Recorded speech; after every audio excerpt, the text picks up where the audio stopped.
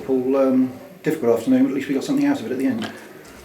Yeah, it was a difficult afternoon. I thought for the first hour, we were very poor, and then we went down to 10 men, and then we conceded the goal. We looked like a different team, and it was down to one player really. I thought Jesse Raindorf came on and gave us enthusiasm and gave us energy, and put in a top-class centre forwards performance.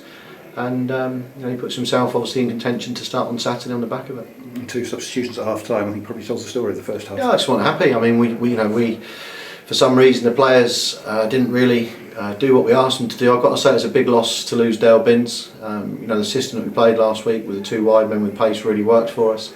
So to lose Binnsy again, was a problem.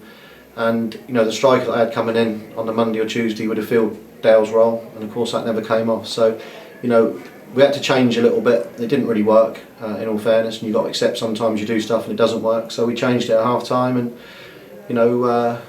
I think we put in a much better second half and a much better last half an hour. I mean, although they scored early in the second half did look livelier from the start. No, we were lively from the start. Yeah. I mean, everyone did what we asked them to do, and again, a few words said at half time, which has become a familiar theme really since the start of the season. And the first half wasn't good enough, and they were told that, and they were disappointed, I think, themselves. Losing Glenn midway through the half seemed to be just about the low point. Yeah, I mean, listen, Glenn's. I've asked Glenn afterwards. He felt that the lads got on his face after they scored, and he told him what he felt about that, and the referees decided to book him. Glenn's then not in a position to make that second tackle, so it's an inauspicious debut, to say the least. But listen, he's going to be a good signing for us, and judge him over a long period of time, because he'll end up one of your favourite players. And a minute later, Jack Evans and Jesse Raindorf sort of gave everybody a boost. Yeah, that's right. I mean, it was it was a fantastic ball in from Jack. Jesse from a tight angle again. He's got such power in his shot as well, and got us back in the game. And at that point, with 10 men, I felt we could have gone on and possibly got the winner. But I think Concord deserve probably the credit for making it so difficult. They're a very, very well organised team. I said that before. One of the words on the board was patience. And you've got to move the ball quickly against them and keep it high tempo, and we did exactly the opposite in the first half. But credit to them. The last 10 minutes, either side could have won it. 2 great saves from Alan and us pressing off as well. Yeah, I mean, obviously, I said to the boys, I think whether you do well this year will be determined by your home form.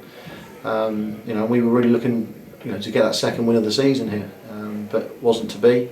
It's very, very early days yet. As I said in the programme notes, we're still not right. We know that. There's a bit more work to do yet. And we've got a really tough game on Tuesday as well, against a Harlem Globetrotters. So, Kingy's brought in 16, unbelievable players, and we'll have to play very well on Tuesday. And Jesse must have put himself in the frame for a starting place with that second half. Yeah, listen, he, I thought he had a poor game against Bournemouth. The ball bounced off of him. He didn't get, defenders were getting in front of him. But one of the things you want is a response. I thought he gave me a nice response at St Albans with that little 20-minute cameo, and he's given a great 45 minutes. But he's got to now do it from the start of games, which sometimes Jesse coming on off the bench when teams are getting tired is a huge asset to have. But he's also good enough to start, but he's then got to play well enough from the start to keep his place. And with Dale, is it a recurrence of the previous injury or something fresh? Who's? Dale Binns?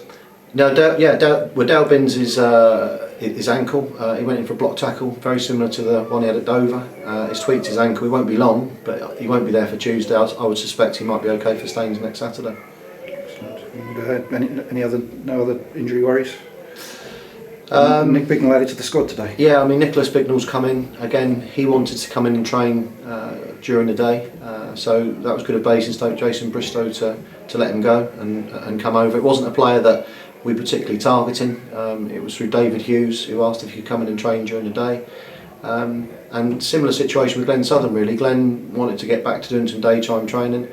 And again, we were able to make that happen. And Kevin Owankwa as well on the bench today. Yeah, same. Unfortunately, Luke Ruddock, as I said, we haven't tried to say too much before the game, but Luke Ruddock suffered a neural problem again, a nerve problem, which is affecting his back and his hamstrings.